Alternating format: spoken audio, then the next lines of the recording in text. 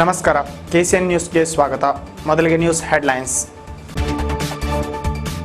ಶುಕ್ರವಾರದ ಪವಿತ್ರತೆಯಲ್ಲಿ ನಾಡು, ಮಸೀದಿಗಳಲ್ಲೂ ಭವನಗಳಲ್ಲೂ ನಡೆದ ವಿಶೇಷ ಪ್ರಾರ್ಥನೆ ಪ್ರವಚನ, ಭಕ್ತಿಭಾವದಲ್ಲಿ ಮಿಂದೆದ್ದ ಮುಸ್ಲಿಂ ಬಾಂಧವರು.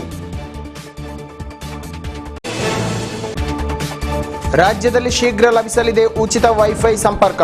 ಕೇಂದ್ರ ಸರ್ಕಾರದ ಡಿಜಿಟಲ್ ಇಂಡಿಯಾ ಯೋಜನೆ ಅಂಗವಾಗಿ ರಾಜ್ಯದ 1113 ಕೇಂದ್ರಗಳಲ್ಲಿ ವೈಫೈ ಸ್ಪಾಟ್ಗಳನ್ನು ಸ್ಥಾಪಿಸಲು BSNL ನಿರ್ಧಾರ.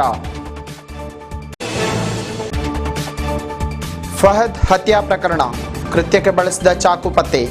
ಬಾಲಕನ ತಂದೆಯೊಂದಿಗಿನ ವೈಯಕ್ತಿಕ ದ್ವೇಷವೇ ಕೃತ್ಯಕ್ಕೆ ಕಾರಣವೆಂಬ ಶಂಕೆ, ಮುಂದುವರಿದ ತನಿಖೆ.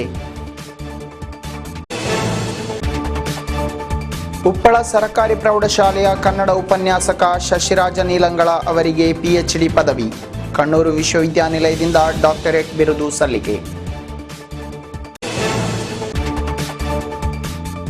10 ವರ್ಷಗಳಿಂದ ಬರಡಾಗಿದ್ದ ಭೂಮಿಯಲ್ಲಿ ಬೆಳೆ ಬಿತ್ತನೆ, ಗಮನ ಸೆಳೆದ 60 ಗ್ರಾಮಸ್ಥರ ಮಾದರಿ ಸಾಧನೆ. ಈಗ ವಾರ್ತೆಗಳು ವಿವರವಾಗಿ. ಶುಕ್ರವಾರದ ಪವಿತ್ರತೆಯಲ್ಲಿ ವಿಶ್ವಾಸಲೋಕ. ಮುಸ್ಲಿಂ ಬಾಂಧವರು ಶುಕ್ರವಾರದಂದು ವಿಶೇಷ ಪ್ರಾರ್ಥನೆಗಳೊಂದಿಗೆ ಭಾವೈಕ್ಯವಾದರು. ಕಾಸರಗೋಡಿನಲ್ಲಿ ಒಂದು ವೇಳೆ ಈ ಶುಕ್ರವಾರ ರಂಜಾನ್ನ ಕೊನೆಯ ಪವಿತ್ರ ಶುಕ್ರವಾರ ಆಗಬಹುದಾದ ಸಾಧ್ಯತೆ ಇದೆ. ಈ ಸಲದ ಉಪವಾಸ 29 ದಿನ ಮಾತ್ರ ಲಭಿಸುವಂತಾದರೆ ಮುಂದಿನ ಶುಕ್ರವಾರ ಈದ್ ಉಲ್ ಫಿತರ್ ಹಬ್ಬದ ದಿನದೊಂದಿಗೆ ಉಪವಾಸ ಕೊನೆಗೊಳ್ಳಬಹುದು. ಆದುದರಿಂದ ಉಪವಾಸದ 23ನೇ ದಿನವಾದ ಈ ಶುಕ್ರವಾರ ನಗರದ ಎಲ್ಲ ಮಸೀದಿಗಳಲ್ಲಿ ವಿಶೇಷ ಪ್ರಾರ್ಥನೆ ಉಪನ್ಯಾಸಗಳು ನಡೆದವು. ಉಸ್ತಾದರು ಭಕ್ತರಿಗೆ ಪ್ರವಚನಗಳನ್ನಿತ್ತು ಅನುಗ್ರಹಿಸಿದರು. ಕಾಸರಗೋಡಿನ ಪ್ರಸಿದ್ಧ ಮಸೀದಿಯಾದ ತಳಂಗೆರೆ ಮಾಲಿಕ್ ದಿನಾರ್ ಜುಮಾ ಮಸೀದಿಗೆ ದೂರಗಳಿಂದ ಸಹ ಹಲವಾರು ಮಂದಿ ಭಕ್ತರು ಆಗಮಿಸುವ ದೃಶ್ಯ ಕಂಡುಬರುತ್ತಿತ್ತು. ಇಲ್ಲಿನ ಖತೀಬರಾದ ಅಬ್ದುಲ್ ಮಜೀದ್ ಬಾಗವಿ ಕೊಡುವಳ್ಳಿ ಅವರ ನೇತೃತ್ವದಲ್ಲಿ ಪ್ರಾರ್ಥನೆ ನಡೆಯಿತು. ತಾಯ್ಲಂಗಾಡಿ ಕಿಲ್ಲರ್ ಜುಮಾ ಮಸೀದಿ, ಕಾಸರಗೋಡು ಅಬುಬಕರ್ ಸಿದ್ದಿಕ್ ಮಸೀದಿ, ಅಮೈ ರಸ್ತೆ ಸಲಫಿ ಸೆಂಟರ್, ಚೂರಿಯಾ ಹೈದ್ರೋಸ್ ಜುಮಾ ಮಸೀದಿ ಮೊದಲಾದೆಡೆ ವಿಶೇಷ ಪ್ರಾರ್ಥನೆ ಪ್ರವಚನಗಳು ಜರುಗಿದವು. ರಾಜ್ಯದಲ್ಲಿ 1113 ವೈಫೈ ಹಾಟ್ಸ್ಪಾಟ್ಗಳನ್ನು ಸ್ಥಾಪಿಸಲು BSNL ನಿರ್ಧರಿಸಿದೆ. ಕೇಂದ್ರ ಸರ್ಕಾರದ ಡಿಜಿಟಲ್ ಇಂಡಿಯಾ ಯೋಜನೆಯ ಪ್ರಕಾರ ಪ್ರಸ್ತುತ ವರ್ಷದಿಂದಲೇ ರಾಜ್ಯದಲ್ಲಿ ಉಚಿತ ವೈಫೈ ಕನೆಕ್ಷನ್ ಜಾರಿಗೆ ಬರಲಿದೆ. ವೈಫೈ ಹಾಟ್ಸ್ಪಾಟ್ಗಳನ್ನು ಸ್ಥಾಪಿಸುವ ಸ್ಥಳ ಪರಿಶೀಲನೆಗೆ ರಾಜ್ಯದ ಎಲ್ಲ ಜಿಲ್ಲೆಗಳಲ್ಲೂ ಈಗಾಗಲೇ ಚಾಲನೆ ನೀಡಲಾಗಿದೆ. BSNL ಹಾಗೂ ಕ್ವಾಡ್ಜನ್ ವೈರ್ಲೆಸ್ ಸೊಲ್ಯೂಷನ್ ಎಂಬ ಸಂಸ್ಥೆಯ ಸಹಯೋಗದೊಂದಿಗೆ ಯೋಜನೆ ಜಾರಿಗೊಳಿಸಲಾಗುವುದು. ಸ್ಥಳೀಯಾಡಳಿತ ಸಂಸ್ಥೆಗಳ ಪೂರ್ಣ ಸಹಕಾರ ಲಭಿಸಿದಲ್ಲಿ ಮಾತ್ರವೇ ಈ ಯೋಜನೆಯನ್ನು ಯಶಸ್ವಿಗೊಳಿಸಲು ಸಾಧ್ಯವೆಂದು BSNL ಅಧಿಕೃತರು ತಿಳಿಸಿದ್ದಾರೆ. ಜತೆಗೆ BSNL ಹಲವಾರು ಜನಪ್ರಿಯ ಯೋಜನೆಗಳಾದ ರಾತ್ರಿ ವೇಳೆ ಲ್ಯಾಂಡ್ ಫೋನ್ಗಳಲ್ಲಿ ಉಚಿತ ಕರೆ, ಉಚಿತ ರೋಮಿಂಗ್ ಮೊದಲಾದ ಸೌಲಭ್ಯಗಳನ್ನು ಈಗಾಗಲೇ ಕಲ್ಪಿಸಿದೆ. ಪೆರಿಯ ಕಲ್ಲೋಟ್ನ ಶಾಲಾ ಬಾಲಕ ಫಹದ್ನ ಹತ್ಯಾ ಪ್ರಕರಣದಲ್ಲಿ ಕೃತ್ಯಕ್ಕೆ ಬಳಸಿದ ಚಾಕುವನ್ನು ಪತ್ತೆ ಹಚ್ಚಲಾಗಿದೆ. ಈ ಸಂಬಂಧ ಪೊಲೀಸರ ವಶದಲ್ಲಿರುವ ಆರೋಪಿ ವಿಜಯ್ ಕುಮಾರ್ನನ್ನು ಹೆಚ್ಚಿನ ವಿಚಾರಣೆಗೊಳಪಡಿಸಲಾಗಿದ್ದು, ಕೆಲವೊಂದು ಮಹತ್ವದ ಸಂಗತಿಗಳು ಬಹಿರಂಗವಾಗಿದೆ. ತನಿಖೆ ಮುಂದುವರೆದಿದೆ. ಕಲ್ಯೋಟ್ನ ಚಾತನ್ಮುಲ್ಲಾ ಎಂಬಲ್ಲಿ ಫಹದ್ನ ಹತ್ಯೆ ನಡೆದಿದೆ. ಅಲ್ಲೇ ಪರಿಸರದಿಂದ ಕೃತ್ಯಕ್ಕೆ ಬಳಸಿದ ಚಾಕುವನ್ನು ಪೊಲೀಸರು ಪತ್ತೆ ಹಚ್ಚಿದ್ದು ವಶಪಡಿಸಲಾಗಿದೆ.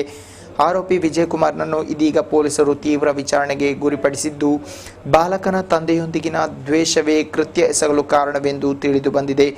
ಇದೀಗ ಹೆಚ್ಚಿನ ತನಿಖೆಗೆ ಈತನನ್ನು ಗುರಿಪಡಿಸಲಾಗಿದೆ. ಮೃತ ಫಹದ್ನ ಮೃತದೇಹವನ್ನು ಜಿಲ್ಲಾ ಸಹಕಾರಿ ಆಸ್ಪತ್ರೆಯಲ್ಲಿ ಮರಣೋತ್ತರ ಪರೀಕ್ಷೆ ನಡೆಸಿದ ಬಳಿಕ ಕಲ್ಲೋಟ್ ಶಾಲೆಯಲ್ಲಿ ಅಂತಿಮ ದರ್ಶನಕ್ಕಿರಿಸಲಾಯಿತು. ಶಾಲಾ ವಿದ್ಯಾರ್ಥಿಗಳು ಸೇರಿದಂತೆ ಹಲವಾರು ಮಂದಿ ಅಂತಿಮ ದರ್ಶನ ನಡೆಸಿದ ಬಳಿಕ ವಿಧಿವಿಧಾನಗಳೊಂದಿಗೆ ಪಾರಪಳ್ಳಿ ಜುಮ್ಮಾ ಮಸೀದಿಯಲ್ಲಿ ಅಂತ್ಯ ಸಂಸ್ಕಾರ ನೆರವೇರಿಸಲಾಯಿತು. ಇತ್ತ ಆರೋಪಿ ವಿಜಯ್ ಕುಮಾರ್ನನ್ನು ನ್ಯಾಯಾಲಯದ ಅನುಮತಿ ಪಡೆದು ವೈದ್ಯಕೀಯ ತಪಾಸಣೆಗೊಳಪಡಿಸಿ ಮಾನಸಿಕ ಅಸ್ವಸ್ಥನೋ ಎಂಬುದನ್ನು ಖಚಿತಪಡಿಸಲು ಪೊಲೀಸರು ನಿರ್ಧರಿಸಿದ್ದಾರೆ. ಪುಟ್ಟ ಬಾಲಕನನ್ನು ಹೇಯವಾಗಿ ಹತ್ಯೆಗೈದ ಕೃತ್ಯಕ್ಕೆ ಸಾರ್ವಜನಿಕರೆಡೆಯಲ್ಲಿ ಭಾರೀ ಆಕ್ರೋಶ ವ್ಯಕ್ತವಾಗಿದ್ದು, ಇಡೀ ಊರನ್ನೇ ಶೋಕ ಸಾಗರದಲ್ಲಿ ಮುಳುಗುವಂತೆ ಮಾಡಿದೆ. ಗುರುವಾರ ಬೆಳಿಗ್ಗೆ ಅಬ್ಬಾಸ್ರ ಮಗ 8ರ ಹರೆಯದ ಫಹದ್ನು ಸಹೋದರಿ ಹಾಗೂ ಸಂಬಂಧಿಕ ಸಹಪಾಠಿಯೊಂದಿಗೆ ಶಾಲೆಗೆ ತೆರಳುತ್ತಿದ್ದಾಗ ದಾರಿ ಮಧ್ಯೆ ಹೀನ ಕೃತ್ಯ ನಡೆದಿತ್ತು. ಚಿನ್ಮಯ ಜನ್ಮಶತಾಬ್ದಿ ಸಮಾರಂಭದ ಅಂಗವಾಗಿ ಚಿನ್ಮಯ ಸಂದೇಶ ವಾಹಿನಿ ಜ್ಯೋತಿ ಯಾತ್ರೆಯನ್ನು ಹಮ್ಮಿಕೊಳ್ಳಲಾಗಿದೆ. ಜಿಲ್ಲೆಯಲ್ಲಿ ಈ ತಿಂಗಳ 13ರಂದು ಕಾಲಿಕಡವಿನಿಂದ ಯಾತ್ರೆ ಆರಂಭವಾಗಲಿರುವುದಾಗಿ ಪದಾಧಿಕಾರಿಗಳು ತಿಳಿಸಿದರು. ಕಾಸರಗೋಡಿನಲ್ಲಿ ಜರುಗಿದ ಸುದ್ದಿಗೋಷ್ಠಿಯನ್ನುದ್ದೇಶಿಸಿ ಅವರು ಮಾತನಾಡುತ್ತಿದ್ದರು. ಜಿಲ್ಲೆಯಲ್ಲಿ ಸ್ವಾಮಿ ಚಿನ್ಮಯರವರ ಸಂದೇಶ ಸಾರಿ ಇದೇ ಸೋಮವಾರದಿಂದ ಯಾತ್ರೆ ಸಾಗಲಿದೆ. ಅಂದು ಬೆಳಿಗ್ಗೆ ಕಾಲಿಕಡವಿನಿಂದ ಹೊರಡಲಿರುವ ಯಾತ್ರೆ ನೀಲೇಶ್ವರದಲ್ಲಿ ಸಭಾ ಕಾರ್ಯಕ್ರಮಗಳೊಂದಿಗೆ ಮುಕ್ತಾಯವಾಗಲಿದೆ. ಮಂಗಳವಾರ ಕಾಞಂಗಾಡು ನಗರಸಭಾ ವ್ಯಾಪ್ತಿಯಲ್ಲಿ, ಬುಧವಾರ ಪೆರಿಯ, ಪೊಯ್ನಾಚಿ, ಬದಿಯಡ್ಕ ವಿದ್ಯಾನಗರಕ್ಕೆ ಸಾಗಲಿದೆ. ಗುರುವಾರದಂದು ಕಾಸರಗೋಡು ಪಿಲಿಕುಂಜಗೆ ತೆರಳಿ ಕುಂಬಳೆ ಹಾದಿಯಾಗಿ ಶುಕ್ರವಾರ ಜಿಲ್ಲೆಯಿಂದ ಬೀಳ್ಗೊಡಲಿದೆ. ತದನಂತರ ನೆರೆ ರಾಜ್ಯದ ಮಂಗಳೂರಿಗೆ ತೆರಳಲಿದೆ ಎಂದು ಚಿನ್ಮಯ ಸಮಿತಿ ಸದಸ್ಯರು ತಿಳಿಸಿದರು. ചിന്മയ ജ്യോതി വഹിച്ചുകൊണ്ടുള്ള ചിന്മയ സന്ദേശവാഹിനി ഏകദേശം 25ഓളം സംസ്ഥാനങ്ങളിൽ 20,000 കിലോമീറ്ററിലധികം സഞ്ചരിച്ച് ഏകദേശം 239 ദിവസങ്ങളെടുത്ത് ഈ സ്വാമിജിയുടെ ജീവിതചരിത്രവും സന്ദേശവും പ്രചരിപ്പിക്കുകയാണ്. അതിൻ്റെ ഭാഗമായിട്ടാണ് നമ്മുടെ ജില്ലയിൽ ഈ മാസം, അതായത് ജൂലൈ മാസം 13-ാം തീയതി കാലിക്കടവ് വെച്ച് നമ്മുടെ സ്വീകരണം ആരംഭിക്കുകയാണ്. ಸುದ್ದಿಗೋಷ್ಠಿಯಲ್ಲಿ A K Nair, M Narayana, K Balachandra, Pushparaj, E Chandrashekhara Nair, V G Srikumar ಉಪಸ್ಥಿತರಿದ್ದರು. ಕಲ್ಲಕಟ್ಟೆ ಮಜ್ಮಾಯಿಲ್ ರಂಜಾನ್ ಪ್ರಾರ್ಥನಾ ಸಮ್ಮೇಳನ ಇದೇ 13ರಂದು ನಡೆಯಲಿದೆ. ಇದಕ್ಕಾಗಿ ಸಿದ್ಧತೆಗಳು ಪೂರ್ಣಗೊಂಡಿರುವುದಾಗಿ ಸಮಿತಿ ಪದಾಧಿಕಾರಿಗಳು ತಿಳಿಸಿದರು. ಕಾಸರಗೋಡಿನಲ್ಲಿ ಕರೆದ ಸುದ್ದಿಗೋಷ್ಠಿಯಲ್ಲಿ ಅವರು ಮಾತನಾಡುತ್ತಿದ್ದರು.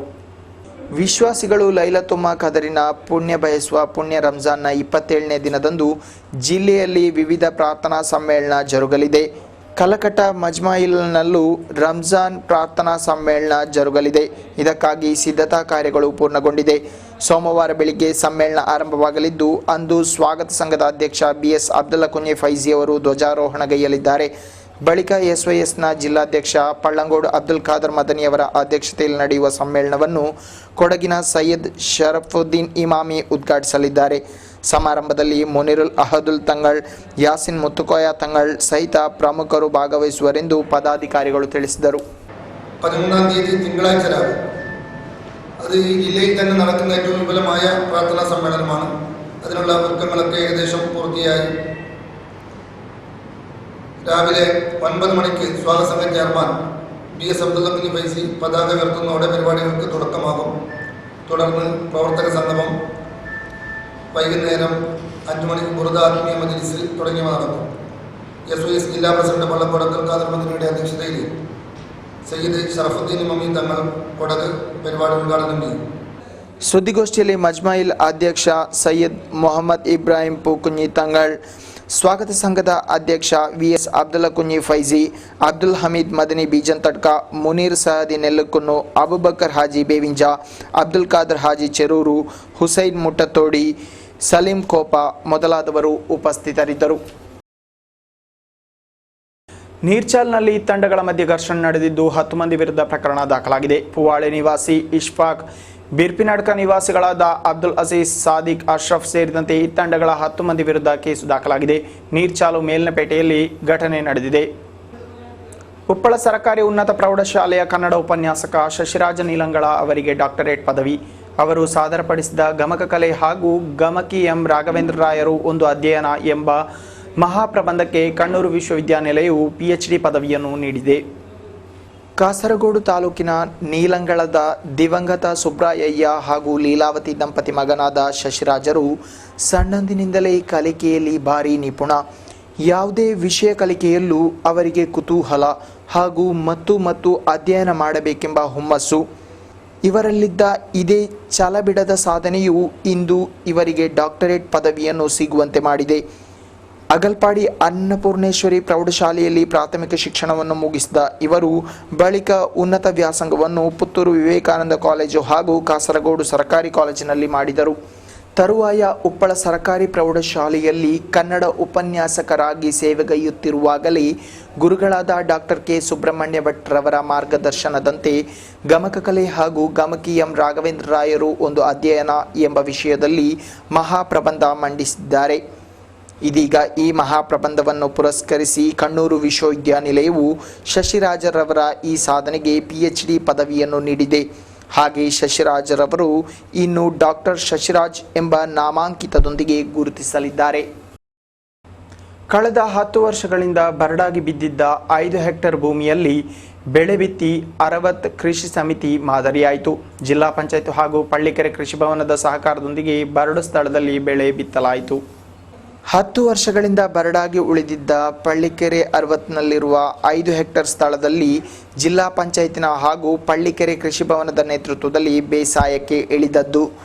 ಬೇಕಲ ಹೊಳೆಯಿಂದ ಉಪ್ಪು ನೀರು ಹರಿದು ಬೇಸಾಯಕ್ಕೆ ಯೋಗ್ಯವಲ್ಲದ ರೀತಿಯಲ್ಲಿದ್ದ ಈ ಭೂಮಿಯಲ್ಲಿ 100ರಷ್ಟು ಕೃಷಿಕರ ಹಾಗೂ ಕಾರ್ಮಿಕರ ಸಹಕಾರದೊಂದಿಗೆ ಬೆಳೆ ಬಿತ್ತಲು ನಿರ್ಧರಿಸಿ ಕಾರ್ಯರೂಪಕ್ಕೆ ತರಲಾಯಿತು. ಭತ್ತ ಬೇಸಾಯ ಮಾಡುವುದರ ಅಂಗವಾಗಿ ಗದ್ದೆಯಲ್ಲಿ ನೇಜಿ ನೆಡುವ ಮೂಲಕ ಜಿಲ್ಲಾ ಪಂಚಾಯತ್ ಅಧ್ಯಕ್ಷೆ PP ശ്യാമളാദേവി ಕಾರ್ಯಕ್ರಮವನ್ನು ಉದ್ಘಾಟಿಸಿದರು. ಬಳಿಕ ಮಾತನಾಡಿದರು. നമ്മുടെ ലക്ഷ്യം ഈ വർഷത്തെ ലക്ഷ്യം എന്ന് പറയുന്നത് 60 ഹെക്ടർ അതായത് 150 ഏക്കർ സ്ഥലമെങ്കിലും തരിശു നിലം കൃഷിക്ക് ഉപയുക്തമാക്കണമെന്നതാണ്. റിപ്പോർട്ട് കിട്ടിയതിൻ്റെ അടിസ്ഥാനത്തിൽ അത്ര തന്നെ സ്ഥലം നമുക്ക് ലഭിക്കുമെന്ന പ്രതീക്ഷയാണുള്ളത്. അതിലധികം ലഭിച്ചാലും ഞങ്ങളുടെ പദ്ധതി ഞങ്ങൾ റിവൈസ് ചെയ്തുകൊണ്ട് എത്രത്തോളം കർഷകർ മുമ്പോട്ട് വരുന്നോ തരിശു നിലങ്ങൾ പൂർണ്ണമായും കൃഷിയുക്തമാക്കിയാൽ അതിന് പൂർണ്ണമായും തുക നീക്കിവെക്കാൻ ജില്ലാ പഞ്ചായത്ത് തയ്യാറാണ്. അതിനുള്ള ഒരു താല്പര്യവും അതിനോട് ഉള്ള ഒരു ആഭിമുഖ്യവും കാണിച്ചാൽ മാത്രം മതി. ಪಳ್ಳಿಕೆರೆ ಪಂಚಾಯತ್ ಅಧ್ಯಕ್ಷ ಕುഞ്ഞിರಾಮನ್ ಅಧ್ಯಕ್ಷತೆ ವಹಿಸಿದರು. ಜಿಲ್ಲಾ ಪಂಚಾಯತ್ ಸದಸ್ಯೆ A ಜಾಸ್ಮಿನ್, ಕಾರ್ಯದರ್ಶಿ ರಾಜಮೋಹನ, ಅಜಯನ್ ಪನೆಯಾಲ್, ಎಂ ಕರುಣಾಕರನ್, CDS ಅಧ್ಯಕ್ಷೆ ಗೀತಾ, ಕೃಷಿ ಅಧಿಕಾರಿ K ವೇಣುಗೋಪಾಲ ಮೊದಲಾದವರು ಮಾತನಾಡಿದರು. ಸ್ಕೂಟರ್ ಮಗುಚಿ ಬಿದ್ದು ಸವಾರ ಜಖಂಗೊಂಡಿದ್ದಾರೆ. ಕಾಸರಗೋಡು CPCRI ಸಮೀಪದ ನಿವಾಸಿ 26ರ ಹರೆಯದ ಸಂದೀಪ್ ಗಾಯಗೊಂಡವರು. ಇವರನ್ನು ಸ್ಥಳೀಯ ಆಸ್ಪತ್ರೆಗೆ ದಾಖಲಿಸಲಾಗಿದೆ. ಚೌಕಿ ಕಂಬಾರ್ ರಸ್ತೆಯ ಜಂಕ್ಷನ್ ಬಳಿ ಸ್ಕೂಟರ್ ನಿಯಂತ್ರಣ ತಪ್ಪಿ ಮಗುಚಿ ಬಿದ್ದಿದೆ. ಜಿಲ್ಲೆಯ ಎಂಡೋ ಸಂತ್ರಸ್ತರಿಗೆ ಹಾಗೂ ಬಡ ರೋಗಿಗಳಿಗೆ ಡಯಾಲಿಸಿಸ್ ಮಾಡಲು ಬೇಕಲ್ ಫೋರ್ಟ್ ರೋಟರಿ ಕ್ಲಬ್ ವತಿಯಿಂದ ಸಹಾಯ ಹಸ್ತ. ಇದಕ್ಕಾಗಿ ಕಾಂಜಂಗಾಡು ಜಿಲ್ಲಾ ಆಸ್ಪತ್ರೆಗೆ ಡಯಾಲಿಸಿಸ್ ಯೂನಿಟ್ ಅನ್ನು ನೀಡುವುದಾಗಿ ಕ್ಲಬ್ ಸದಸ್ಯರು ತಿಳಿಸಿದ್ದಾರೆ. ಕಾಂಜಂಗಾಡಿನಲ್ಲಿ ಕರೆದ ಸುದ್ದಿಗೋಷ್ಠಿಯಲ್ಲಿ ಅವರು ಮಾತನಾಡುತ್ತಿದ್ದರು. ಕಾಸರಗೋಡಿನ ಎಂಡೋ ಸಂತ್ರಸ್ತ ರೋಗಿಗಳಿಗೂ ಹಾಗೂ ಬಡ ರೋಗಿಗಳಿಗೆ ಉಚಿತ ರೀತಿಯಲ್ಲಿ ಡಯಾಲಿಸಿಸ್ ಸೆಂಟರ್ನ ಕಾರ್ಯನಿರ್ವಹಣೆ ಲಭಿಸುವಂತಾಗಲು ಯೋಜನೆ ರೂಪಿಸಲಾಗಿದೆ. ಜಿಲ್ಲಾಸ್ಪತ್ರೆಯ ಡಯಾಲಿಸಿಸ್ ವಿಭಾಗದಲ್ಲಿ 2 ಡಯಾಲಿಸಿಸ್ ಯೂನಿಟ್ ಅನ್ನು ತೆರೆಯಲು ಈ ಸಂಬಂಧ ನಿರ್ಧರಿಸಲಾಗಿದೆ. ಶನಿವಾರ ಯೂನಿಟ್ ಅನ್ನು ಸಮರ್ಪಿಸಲಾಗುವುದು ಎಂದು ಪದಾಧಿಕಾರಿಗಳು ತಿಳಿಸಿದರು. റോട്ടറിയുടെ പൂന ആസ്ഥാനമായ 3131 ഡിസ്ട്രിക്റ്റിന്റെ ഗവർണർ റൊട്ടേറിയൻ വിവേക് അനാന സംഭാവന നൽകിയ ഈ 2 ഡയാലിസിസ് മെഷീൻ കാസർഗോഡ് ജില്ലയിൽ എൻഡോസൾഫാൻ ദുരിതം അനുഭവിക്കുന്ന നിർധനരായ രോഗികൾക്ക് ആശ്വാസമാകട്ടെ എന്ന ഉദ്ദേശത്തോടുകൂടിയാണ് ഈ 2 ഡയാലിസിസ് യൂണിറ്റുകൾ ജില്ലാ ആശുപത്രിയിൽ ഞങ്ങൾ സംഭാവന ചെയ്യുന്നത്. ಕಾರ್ಯಕ್ರಮದಲ್ಲಿ ಜಿಲ್ಲಾ ಪಂಚಾಯತ್ ಅಧ್ಯಕ್ಷೆ, ಸದಸ್ಯರು ಸಹಿತ ಪ್ರಮುಖರು ಭಾಗವಹಿಸುವರೆಂದು ತಿಳಿಸಿದರು. ಸುದ್ದಿಗೋಷ್ಠಿಯಲ್ಲಿ ರೋಟರಿ ಕ್ಲಬ್ ಅಧ್ಯಕ್ಷ ಎಂ ರಾಮಚಂದ್ರನ್, ಮಾಜಿ ಅಧ್ಯಕ್ಷರುಗಳಾದ KV ಬಾಲಕೃಷ್ಣನ್, ವಿವೇಕ್ ರಾಮ್, ಮೋಹನ್ ಅಂಬಾಡಿ, MS ಜೆನ್ಶಾದ್, ಎಂ ಬಾಲಕೃಷ್ಣ ಮೊದಲಾದವರು ಮಾತನಾಡಿದರು. ಪಾನ್ ಮಸಾಲೆ ಸಹಿತ ವ್ಯಕ್ತಿಯನ್ನು ಬಂಧಿಸಲಾಗಿದೆ. ಬದಿಯಡ್ಕ ಸಮೀಪದ ನಿವಾಸಿ 59 ವರ್ಷ ಪ್ರಾಯದ ಗೋಪಾಲ ಬಂಧಿತ. ಈತನ ಬಳಿಯಿಂದ 87 ಪ್ಯಾಕೆಟ್ ಪಾನ್ ಮಸಾಲೆ ವಶಪಡಿಸಲಾಗಿದ್ದು ಮೊಕದ್ದಮೆ ದಾಖಲಿಸಲಾಗಿದೆ. ಕೊನೆಗೆ ಮತ್ತೊಮ್ಮೆ ವಾರ್ತೆಗಳ ಮುಖ್ಯಾಂಶಗಳು. ಶುಕ್ರವಾರದ ಪವಿತ್ರತೆಯಲ್ಲಿ ನಾಡು. ಮಸೀದಿಗಳಲ್ಲೂ ಭವನಗಳಲ್ಲೂ ನಡೆದ ವಿಶೇಷ ಪ್ರಾರ್ಥನೆ ಪ್ರವಚನ. ಭಕ್ತಿಭಾವದಲ್ಲಿ ಮಿಂದೆದ್ದ ಮುಸ್ಲಿಂ ಬಾಂಧವರು. ರಾಜ್ಯದಲ್ಲಿ ಶೀಘ್ರ ಲಭಿಸಲಿದೆ ಉಚಿತ ವೈಫೈ ಸಂಪರ್ಕ. ಕೇಂದ್ರ ಸರ್ಕಾರದ ಡಿಜಿಟಲ್ ಇಂಡಿಯಾ ಯೋಜನೆ ಅಂಗವಾಗಿ ರಾಜ್ಯದ 1113 ಕೇಂದ್ರಗಳಲ್ಲಿ ವೈಫೈ ಸ್ಪಾಟ್ಗಳನ್ನು ಸ್ಥಾಪಿಸಲು BSNL ನಿರ್ಧಾರ. ಫಹದ್ ಹತ್ಯಾ ಪ್ರಕರಣ. ಕೃತ್ಯಕ್ಕೆ ಬಳಸಿದ ಚಾಕು ಪತ್ತೆ. ಬಾಲಕನ ತಂದೆಯೊಂದಿಗಿನ ವೈಯಕ್ತಿಕ ದ್ವೇಷವೇ ಕೃತ್ಯಕ್ಕೆ ಕಾರಣವೆಂಬ ಶಂಕೆ. ಮುಂದುವರಿದ ತನಿಖೆ. ಉಪ್ಪಳ ಸರ್ಕಾರಿ ಪ್ರೌಢಶಾಲೆಯ ಕನ್ನಡ ಉಪನ್ಯಾಸಕ ಶಶಿರಾಜ ನೀಲಂಗಳ ಅವರಿಗೆ PhD ಪದವಿ. ಕಣ್ಣೂರು ವಿಶ್ವವಿದ್ಯಾನಿಲಯದಿಂದ ಡಾಕ್ಟರೇಟ್ ಬಿರುದು ಸಲ್ಲಿಕೆ. 10 ವರ್ಷಗಳಿಂದ ಬರಡಾಗಿದ್ದ ಭೂಮಿಯಲ್ಲಿ ಬೆಳೆ ಬಿತ್ತನೆ. ಗಮನ ಸೆಳೆದ 60 ಗ್ರಾಮಸ್ಥರ ಮಾದರಿ ಸಾಧನೆ. ಇಲ್ಲಿಗೆ ಇಂದಿನ ವಾರ್ತಾ ಪ್ರಸಾರ ಮುಕ್ತಾಯವಾಯಿತು. ಮುಂದಿನ ವಾರ್ತಾ ಪ್ರಸಾರದೊಂದಿಗೆ ಮತ್ತೆ ಭೇಟಿಯಾಗೋಣ. ವಂದನೆಗಳು.